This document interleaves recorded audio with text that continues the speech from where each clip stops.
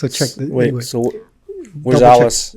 Alex is taking the day off because he has to go get his. I thought he was coming after. Is he? I don't know. Is he said he going was. to Okay, get good. his license again? Yeah. So so Alex is not here. Has this he been morning. practicing? I don't know. I made Alex, him drive to Oshawa yesterday. Alex is not here today because, like every Chinese driver, he's terrible.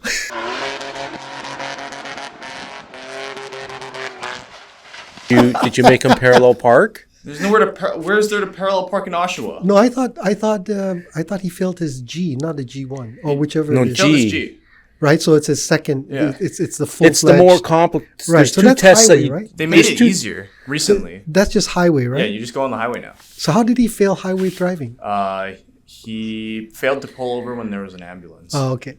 So anyways, I was saying this morning, so when I got my first BMW all those years ago, it was an old BMW, it was a diesel. And I didn't know that with diesels, when it's cold, you have to, there's such a thing called a glow plug. You just turn the first Yeah, it takes stop. about maybe 60 seconds for Whatever, it to. right? Yeah. And the guy who sold it to me was a recommendation from our good friend Mike Lynn. And Mike, we know you're out there. once Rudy sells the car, basically it's done. It's wholesale, so basically he doesn't care. It's He's just- like, yeah, basically he makes $500 on each car, and basically it's done. So I'm thinking, why this car won't start? And I had to plug it into the wall outlet to get it to start. And then eventually I found out, this is long before there's such a thing called internet. So you couldn't research this, and nobody would tell me, and nobody knew actually, because it's a diesel. So anyway, finally discovered that basically you had this thing called a glow plug, and once I understood this, car ran fine. It was great. right, so it's like a preheat. Yeah. So the only reason that we're talking about this morning, everybody, is because this morning it's freaking cold. It's a bit cold. Yeah. It's been very cold lately. There was a lot of snow, and then now it's a bit cold. Just a Go- bit. What was the last couple of videos that we did, 2 videos ago or 3 videos ago, that we talked about shrinkage? Well, this is weather where you actually get shrinkage. Oh my god. I'm sorry, I thought this was the baby's room. I'm really sorry. I was in the pool! I was in the pool! When I left this morning at 3 o'clock in the morning, it was minus 22 degrees Celsius, minus 7.6 Fahrenheit for those of Yeah. you in the U.S. So like the other day when I left to come to the store up in Newmarket, it was minus 11 degrees Fahrenheit because I don't do the Celsius thing. Oh my gosh. Even though he's always been in Canada, he just right. does Fahrenheit. It doesn't Yes, make any sense. but I grew up with Lord Fahrenheit scale. And the crazy thing is, in the office, in the store, our thermostat is in Fahrenheit. We bought it in Canada, this thermostat, but there's no way to change it to Celsius. The numbers don't mean anything. Yeah, it's like minus 72, but thank God, right? Our heater decided to work during this very cold weather in the front. We have 2 heaters in the unit. The front heater sometimes decides that it doesn't want to work. So on warm days or on relatively cool days, it's not really working. But thankfully, this last little while, it's actually working. So it's managing to keep us It's the one in the warm. back now that doesn't work that That's well. right. Well, because it's like over 30 years old and it's not keeping up. But anyway, thank God. Anyway, everyone, Adrian from Audio Excellence, Vilip, my friend on the right, and Angus behind the camera today. As we said, Alex is off until about 3:30 this afternoon. He's gone for his driving test. Should we pray for him? I don't know if it'll work. Anyway, we've decided today we're going to do the review of the McIntosh MC3500 monoblocks. For those of you who didn't know, we did an unboxing a few days ago, a week ago, however long it's been, and we've been burning it in. So it's basically got about maybe 80 hours now, close to 100 or so. It's been on for quite a few days. We didn't turn it off, just played music on and on and on. So it's all nice and toasty for now. Yeah, it's pretty hot. It'll continue to get better. Let me give you the stats first, and then we'll get into it. 350 watt monoblocks, inspired by the original 1967 to 1971 MC3500. So these are the Mark IIs. The original Mark I was the amplifier that they used at Woodstock. They use a lot of them. So the new amps are powered by 8 EL509S high power output vacuum tubes. I've never heard of these 519 tubes. They look like larger EL34s. No, they're not KT88s. Right? They don't look sexy. I didn't even know. Yeah, I didn't. Well, there's a even cage around. It's not like, 3 12 AX7As and 1 12 AT7. Now this is per amplifier. Is that like the original though? No, the original was using 6L something other. They were actually tubes that were used for TVs. So back when I was studying electronics, my first in high school, I took electronics, and this was back when TVs were made of cathode ray tubes, so they're actually tubes, and to scan, they had this specific kind of tubes, very high power, very low noise, extremely rugged, and that's what they were using. And so McIntosh used that tube for the original MC3500.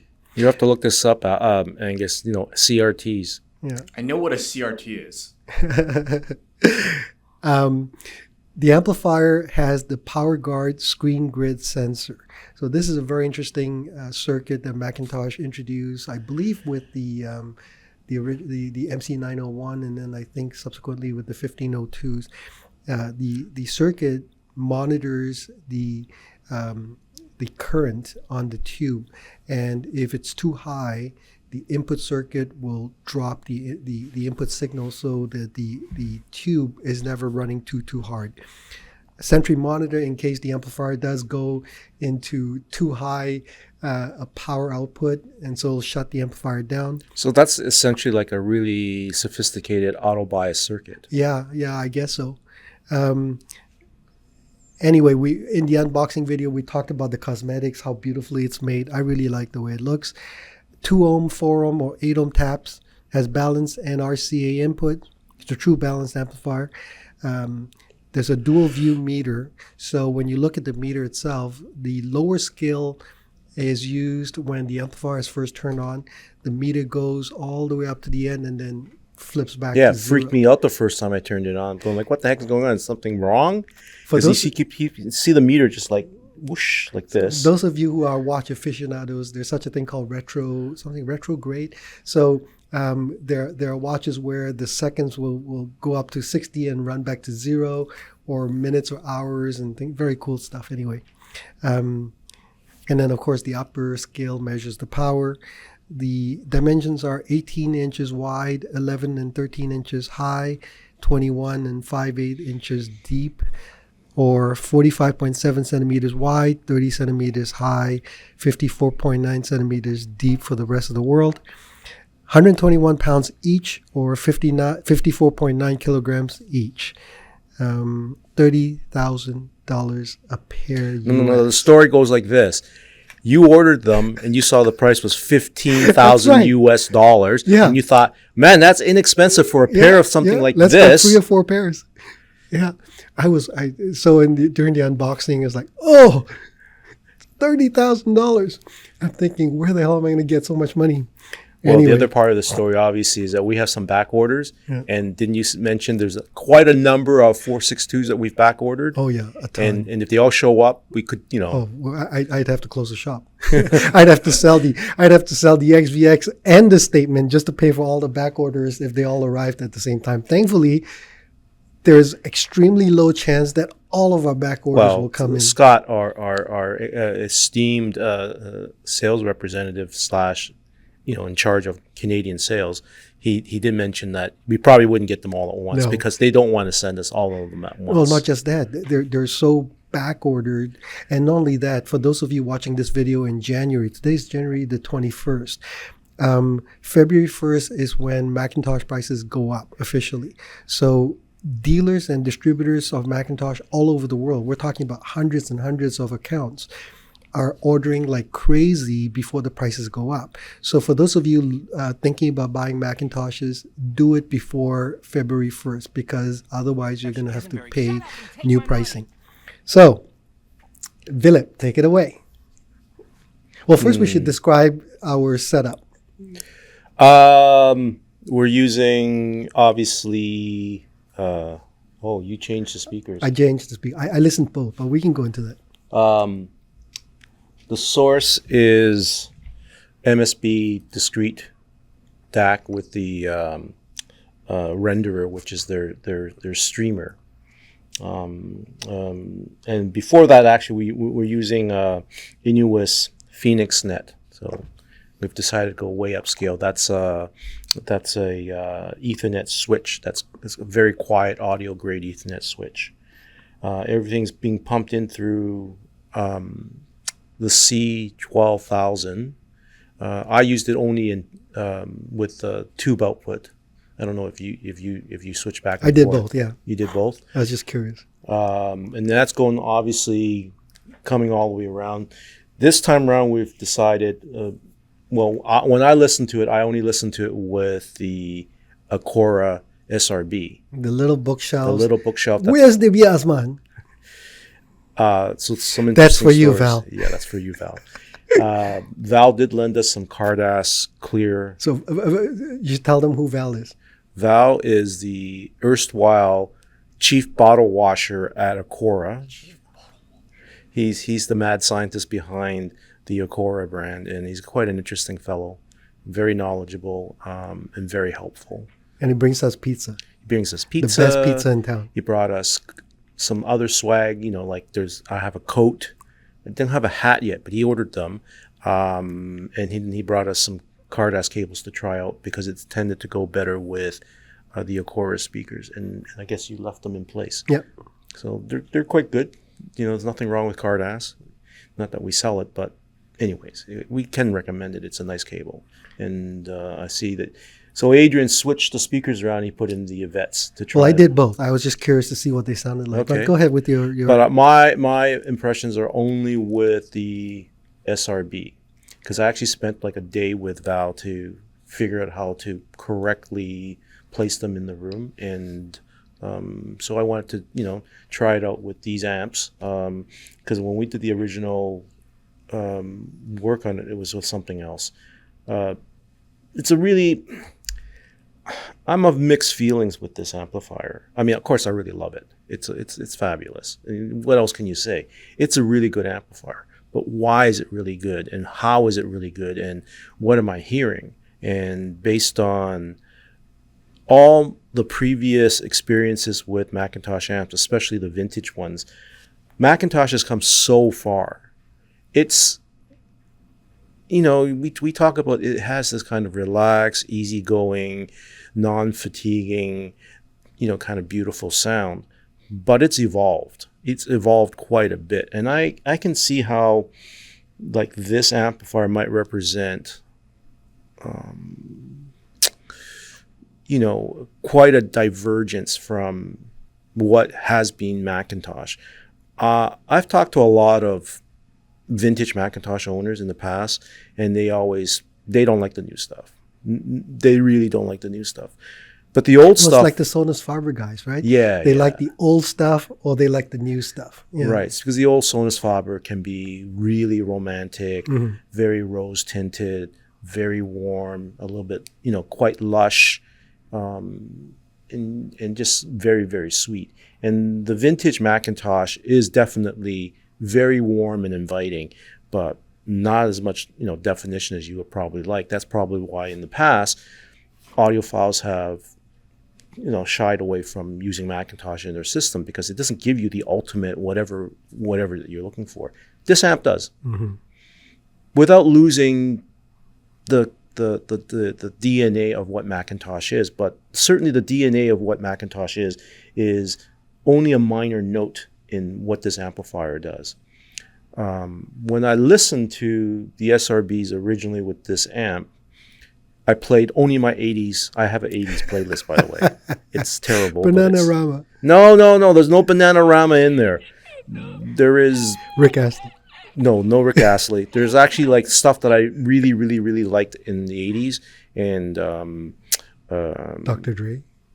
That's not 80s music. That's 90s music. Wait a minute. Dr. Dre was 90s? I thought it was 80s. Late 80s, maybe into early 90s. Grandmaster Flash. There's definitely Grandmaster Flash in there. So I actually use For those of you who are into R&B, current R&B as opposed to 50s and 60s R&B, if you don't know Grandmaster Flash, check it out. So there's a track there that I play, which is Grandmaster Flash. He's mixing between two turntables. So the whole track is just vinyl based. And in a really good system, you can basically hear all the little differences, and you could probably figure out what cartridge he's using and what turntables he's using.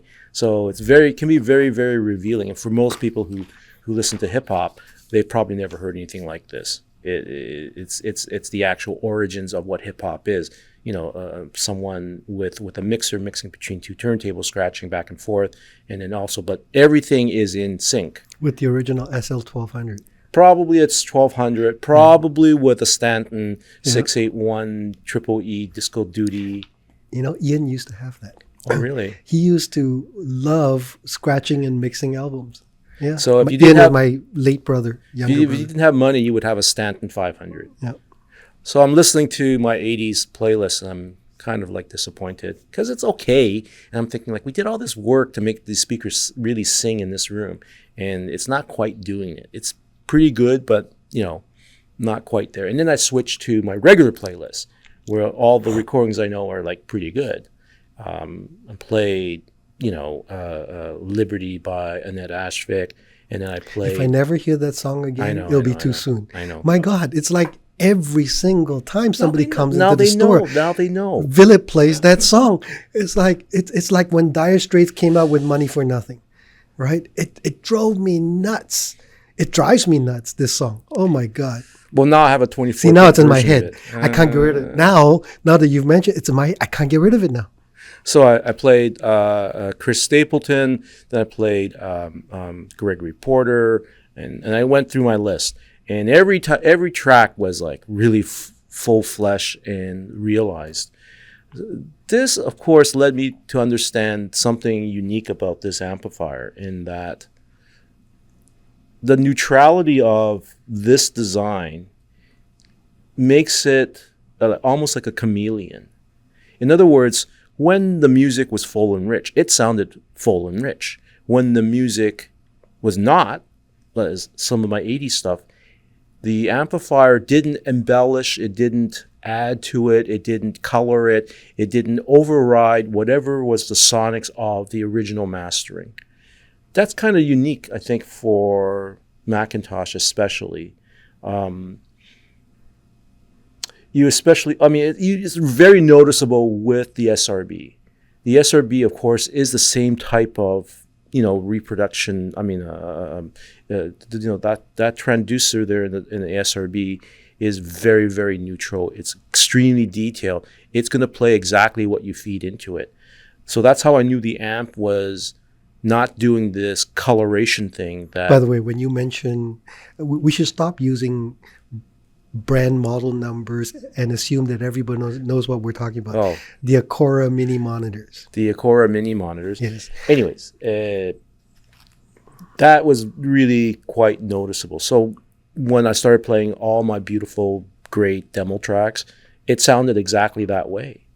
With lots of detail and just this kind of focus on harmony and clarity that's I very seldom heard out of McIntosh at that level. You get some of it all the time, but this especially is like it just sings, but without any kind of like editorializing. That's the best way I can put it. It's just whatever you put in there is what you get out of it. And I think for audiophiles, when they listen to this amplifier, they're going to be surprised at how good it is in a way that is understandable from the audiophile standpoint. Mac lovers will still love it, but maybe not quite as much. A lot will depend on the speaker. I think a lot will depend on the speaker because it just doesn't color things. That's what I heard. Or very little. Or very little, yeah. It still has a little bit of. That's right. That nice warm sound that McIntosh is famous for, but not to the extent that. So Vilip and I, did we talk about this amp at all? No, zero, right? Zero. Literally from the time that we unboxed the amp till now, he and I have not shared one word about the MC3500. Well, I told you it was very beautiful. Physically, it's gorgeous. But other than that, nothing. He's been crazy busy. So have I. By the way, everybody, you should comment and write down in the comments below. Vilip had a crazy was it December? Yeah. December. And then it's been following in January. And I've been crazy busy as well. So we've really had very little time to chat about anything.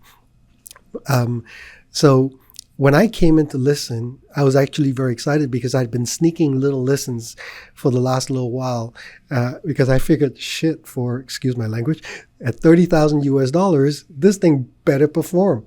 Anyway, so because the original was used in Woodstock, I decided let's have a thematic playlist, at least to start. Let me play some songs from some of the artists that actually were at Woodstock. So let's see if those of you watching might catch the theme.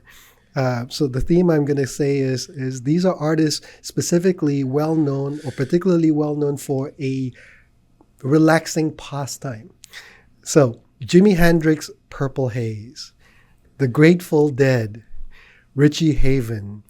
And then I also added, to make things easier for you, I also listened to Afro Man's breakout hit called, I just forgot the name of the, I listened to it, I was having a great time, but I forgot to write it down. I only got high. Anyway, Alex or Angus. Yeah, I was going to call him Alice. We'll put in the track. I mean, see, I want to say I want to get high, but it's not. Something high. Anyway, the song is in my head now, but I can't remember the title. And then Rick James, Mary Jane. So if you don't get the theme, Rick James wasn't there. No, I'm just saying these are songs that I also played that had the same theme. That's right. Well, I did play Dr. Dre, The Watcher. It was really good. Yes. So, by the way, Afro Man, that cut I was referring to, quite interesting, quite well recorded overall. When I was listening to the system using the Acora, as Vilip mentioned, if the recording wasn't great, you'd hear it. It didn't color the sound.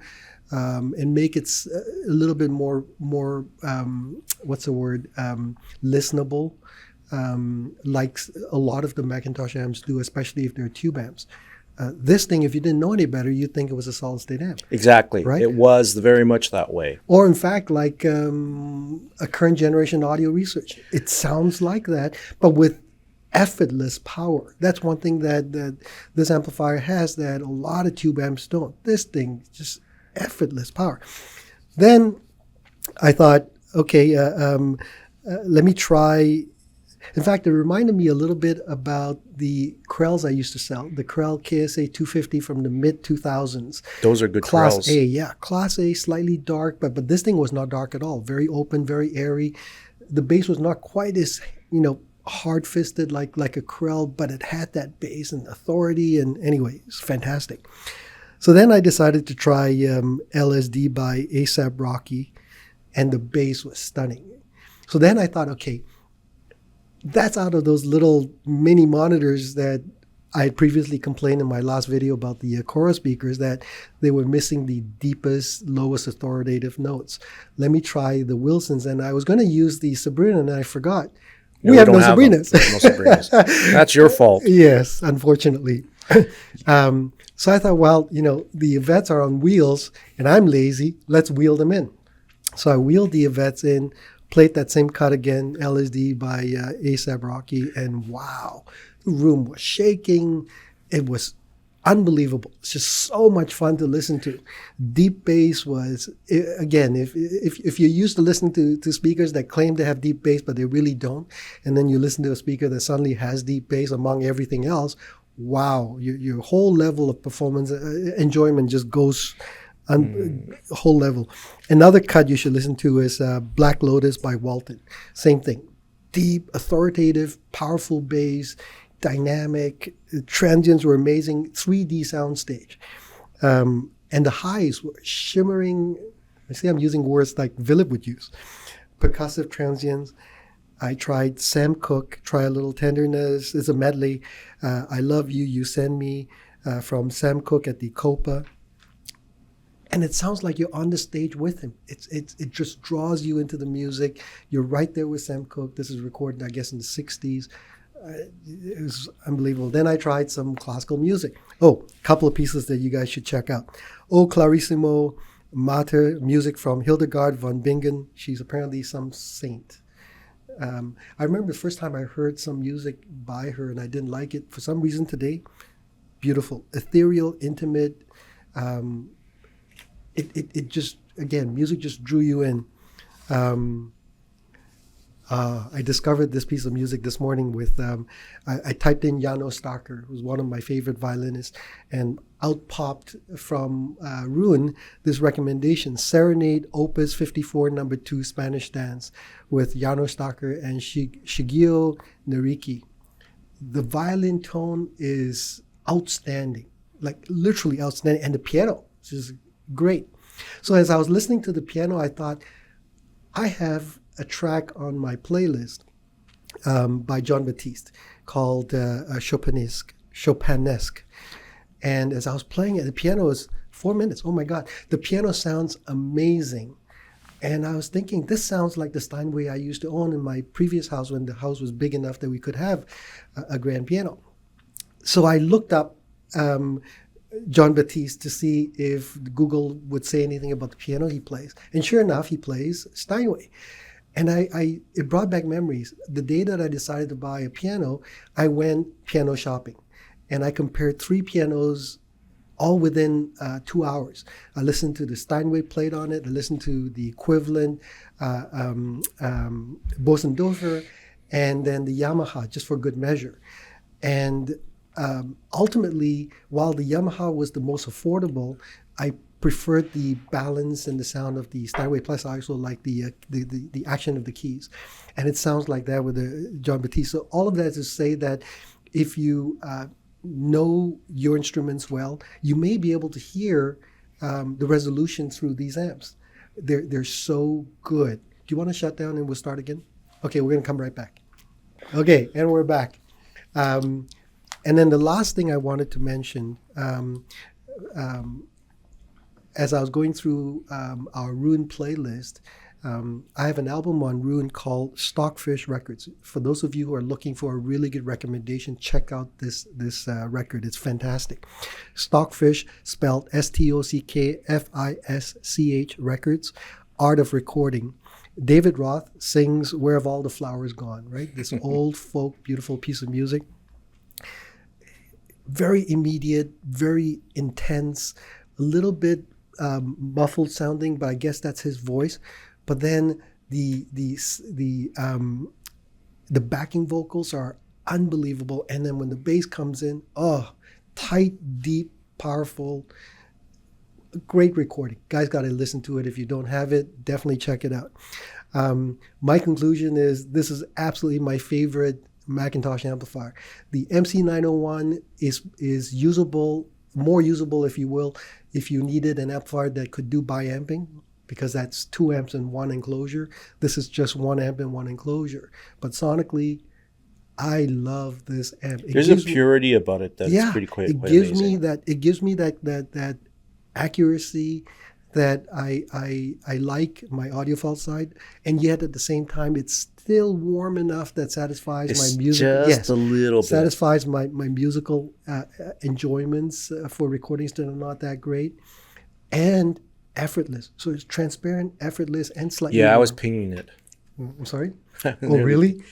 200, 300 watts into the Acora mini monitors. You can definitely do that. Wow. It can handle it. So I was playing it pretty loud for a couple tracks. Angus, what'd you think? Did you hear the amps at all? They're really, really, really good. Even out of the box, like right out of the box, it was amazing already. Really it was like good. Didn't seem like it needed burn in. Yeah. And then it just got better over time, Yeah. which is very impressive. And it just plays great regardless of what speaker you're playing it on. Like on the Wilsons, it sounded great. On the Acoras, it sounded great. Can you give me the iPad? So while Vilip is grabbing the iPad, I guess he's looking for a song, one of his 80s. No. My new favorite song. I have this penchant for listening to penchant for listening to tracks that are not so super great, right? Like I have this really bad habit of switching words into different languages when they don't into belong. different So like lingerie accents. instead of lingerie. So because you're going on and on and on about all these new tracks that you've been listening to, I do add tracks to my playlist, You do? and my new favorite track, the one, but it's a terrible recording. By the way, speaking of playlists, first of all, thanks to everyone who's emailed us and for our playlist. For those of you who would like a copy of our playlist, what did I say? $10 for mine and $20 for Vilip's. All you have to do is donate at least that amount of money, ideally more, to your favorite charity. Right? Not to us, to your favorite charity. Take a picture of the receipt, email it to info@audioexcellence.ca, and we'll email you our playlist, and you can enjoy what we enjoy. Anyways, so the new track I found is by Dwayne Eddy. Dwayne Eddy, oh my gosh. And it's only like a red book, so 1644. It's from, in particular, I found it on Tidal on a recording album called The Birth of a Guitar Legend, and the song is called The Girl on Death Row. And it's really poorly recorded, but it's so mesmerizing. Because despite all the mistakes and all the poor technical quality, his performance really comes through, and it's very emotive. And it's jangly guitar. So what's wrong with that? So that's my, track of the week. Dwayne Eddy. All right. Any last words? I really like these amps. I just sat there for a couple hours just listening, and but it's like I had such a hard time figuring out exactly what they're doing, because again, it's not like other McIntosh stuff, even the recent ones like the 901, which I really love too. This has like this kind of effort. Yeah, it's a super effortless. You're just sitting there and it will just wash over you. It will just wash over you, and you're just it embeds itself into your psyche. It's the only way I can really describe it. It just sounds so different from what I'm used to when it comes to McIntosh. It's at another level. I mean, they figured out something. I don't know what they did. Maybe it was the fact that they had access to what Audio Research had been doing. Could also be the new unusual tubes. The unusual tubes definitely changes the voicing a bit, but how do they achieve that level of neutrality and still keep warmth and accessibility? So that's a pretty, awesome combination. I've not heard it. I've not heard this kind of combination of characteristics or qualities. It's, if you get a chance, we've already had people calling about this. Yeah. So it is everything. It is everything. Just try it. You think you'll be blown away. Okay, let's do our conclusions. Pros and cons. Pros. It's super beautiful, but it's not too big. Are you kidding? This thing is huge. Well, compared to other things, compared to the D'Agostinos. Yeah, I guess. Or even the 901s. Yeah, Or the that one's 901s. deeper, It's yeah. not super huge. Cons, it's a little expensive. Yeah. I only a little bit expensive. Yeah. But what are you going to do, So for me, pros, as Vilip so eloquently pointed out, it's put McIntosh into, in many ways, a different level of performance that now easily compares with. So if the McIntosh naysayers out there never liked McIntosh because it wasn't audiophile enough, in other words, not transparent enough, the details were always there, but not see-through kind of detail, this will do it for you. No problem at all. Soundstage just as big and so on. Anything I can think of that's great, this thing will easily do, and compare with some of the best that's out there. And at a lower cost than some of the brands I'm thinking of, like Solution, for example, the big Audio Research, the CH audios and things like that. Certainly every bit as good, but substantially less money. And still has a human quality to it where some of the other brands I find a little bit cold. This is not analytical. No, not at all. Cons, Yeah, 30,000. It's a lot of money. US, yeah. Yeah, but again, look at what you're going to compare it to. And it's a Mac, which means, God forbid, the day comes you ever have to sell it, you'll sell it and get good money out of it. Witness the stuff that just went on the market from us, and then one day all gone. We didn't even get a chance to talk about it. So we just sold 452, a 302, and a C22, all within a matter of like 3 days of, and I didn't even list one of them. Yeah. So, and without even trying. So that's Mac strengths.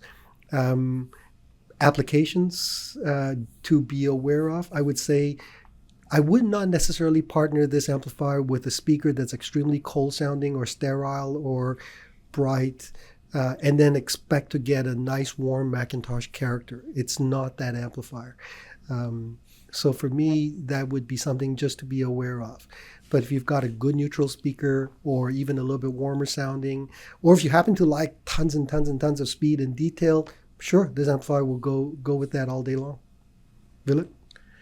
Yeah, definitely. I didn't get a chance to listen to it with the Yvettes yet. I'm sure I'm going to really, really like it. Well, the Yvettes of all the Wilsons, I would say, is slightly dark sounding.